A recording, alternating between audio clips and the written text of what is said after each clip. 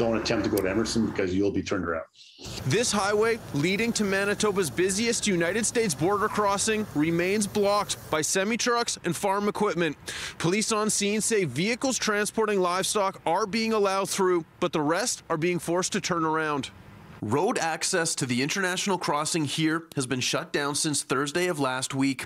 So far, no tickets or arrests have been made at this blockade, but there is a police presence. That's our negotiators on scene. We basically have 2 officers pretty much there 15, 16 hours a day, kind of keeping that dialogue open. Paul Maneg with the RCMP says protesters have agreed to let emergency vehicles pass through.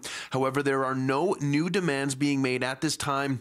Maneg says the Manitoba situation is similar to protests occurring across Canada.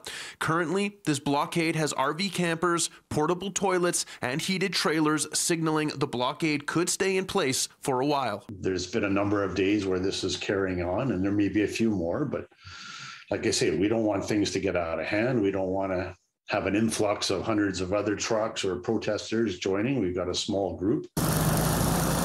I know, like with our local businesses, I mean, it is definitely costing them some money, and I know that they would love to see this resolved very quickly. Emerson Franklin Reeve Dave Carlson says the blockade is impacting local and provincial economies, adding there are frustrated people on both sides of this blockade. However, neither side has gotten violent or out of hand. It's not unlike probably a lot of communities in Canada. There's people who are sympathetic that support what's going on here, and then there's also people that are really frustrated and not happy about it. Gary Singh is a truck driver who says he's double vaxxed and was forced to turn his semi-truck around at the blockade.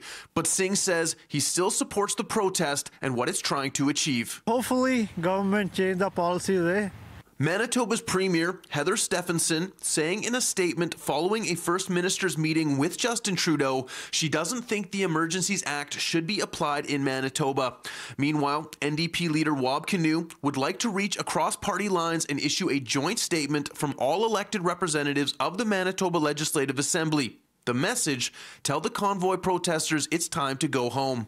In Winnipeg, Mark Neufeld, City News.